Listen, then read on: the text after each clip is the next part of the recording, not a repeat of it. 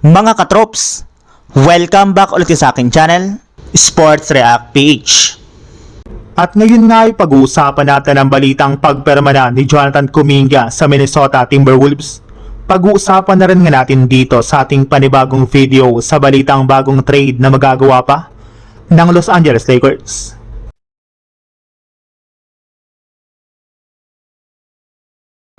Matapos nga po ang matagal na paghihintay at samot-saring usap-usapan tungkol sa kanyang magiging kinabukasan ay may bagong tahanan na nga po ngayon si Jonathan Kuminga sa loob ng NBA. Ayon nga po sa ulat ni Shams, nakipagkasundo na nga po si Kuminga sa Minnesota Timberwolves para sa isang 2-year $13 million deal na may kasama ring player option.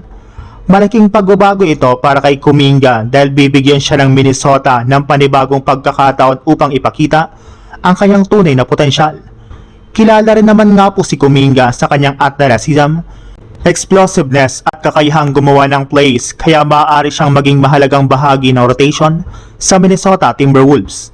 Para naman sa Minnesota, malaking dagdag si Kuminga sa kanilang lineup. Maaari nga po niyang ibigay ang kinakailangang energy, scoring at versatility lalo na sa posisyong forward. At higit sa lahat, maaaring maging pagkakataon ito para kay Kuminga na magkaroon ng panibagong simula at patunayan na kaya nga po niyang maging isang malaking contributor sa isang koponang may championship aspirations.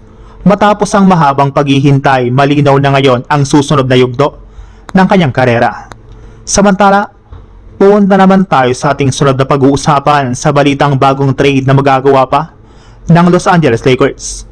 Matapos nga po mawala ang posibilidad na mapunta sa kanila si Kuminga ay hindi na maaaring umasa ang Lakers sa kanilang dating plano. Kaya naman ngayon maaaring ibaling nila ang kanilang atensyon sa pagpapalakas ng kanilang frontcourt.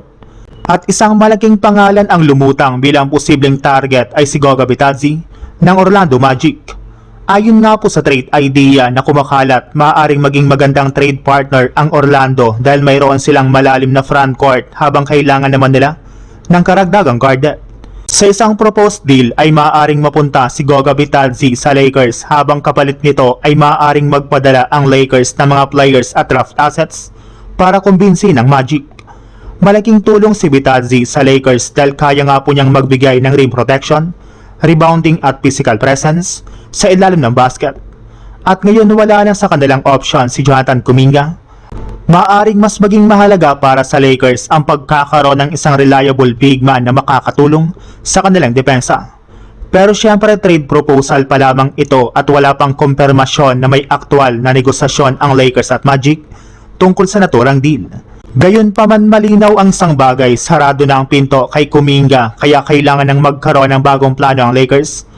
At kung nais nga po nilang palakasin ang kanilang depensa at frontcourt, maaaring maging isang pangalan si Goga Bitadze na dapat nga po nilang bantayan bago ang trade deadline.